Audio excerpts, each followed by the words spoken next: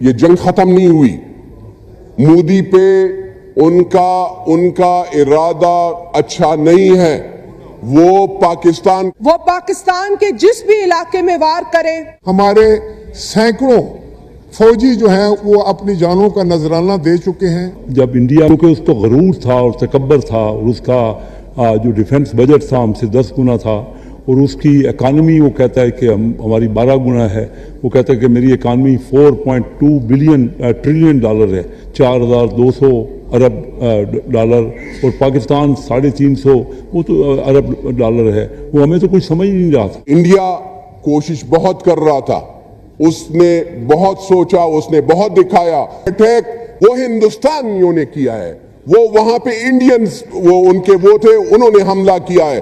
ہم نے لاشیں اٹھائی ہیں, ہم نے اپنے قائدین کی لاشیں اٹھائی, ہم نے اپنے لوگ بھی گوائے.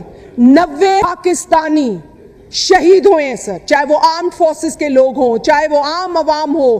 ہمارے مدارس, ہمارے اسکولز, ہماری مساجد کو ٹارگٹ کیا. اس کا ذمہ دار ہندوستان ہے, بھارت ایک سوچے سمجھے منصوبے کے تحت ہمیں نشانہ بنا کر اور دنیا میں وہ یہ واویلا کرتا ہے کہ پاکستان جو ہے وہ دہشت گردی کو فروغ دیتا ہے.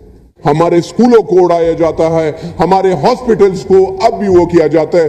سر کوئی اپنا فوجی کو شہید کرتا ہے؟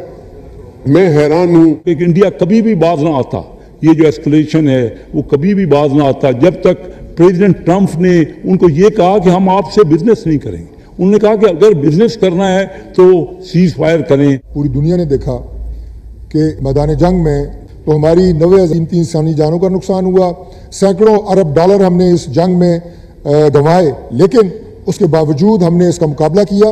ہمارا بھائی ملک ہے, بالکل ملک ہمارا بھائی ہے, ہم ان کے ساتھ اچھے روابط چاہتے ہیں, لیکن سر برابری کے اس پہ عزت کے ساتھ بے عزتی وہ بالکل نہیں چاہتے. اور اس سے ثابت ہوتا ہے کہ انڈیا جو ہے وہ مستقل مودی سرکار جو ہے, یہ امریکہ کی فورس ہے کہ وہ چاہتا ہے کہ پاکستان کی اکانومی سفر کرے اور انڈیا کی اکانومی بڑھتی رہے اور دنیا کی توجہ انہی کی طرف رہے. آج بھی ہم جو بھارت کی جارحیت ہے, یہ جو بزدلانہ کاروائیاں ہیں کسی ملک کی طرف سے ہونی, یہ پوری دنیا کے امن کے لیے جو ہے وہ شدید خطرہ ہے. پوری دنیا کو اس کی مذمت کرنی چاہیے, پاکستان کا ساتھ دینا چاہیے. کوئی بات ہوئی یا ایسا لگا بھارت کو کہ پھر کسی قسم کا اٹیک ہوا, یا آف کورس انہوں نے ایک ٹیررزم کو ہی لے کر بات کی ہے اور ان کا یہی کہنا تھا, تو پھر پاکستان میں اندر کی طرف جو ہے یعنی کہ جو ایریاز اندر آ جاتے ہیں اس میں بھی اٹیک کیا جا سکتا ہے. بات صرف بارڈر تک یا کشمیر تک یا ادھر تک ہی نہیں رہے گی. اس بات کو ظاہر ہے کہ پاکستان میں جو ہے بہت سیریسلی لیا جا رہا ہے, اور کبھی ہم نے ڈاکٹر جے شنکر کو اس طرح سے بات کرتے نہیں دیکھا یا نہیں سنا.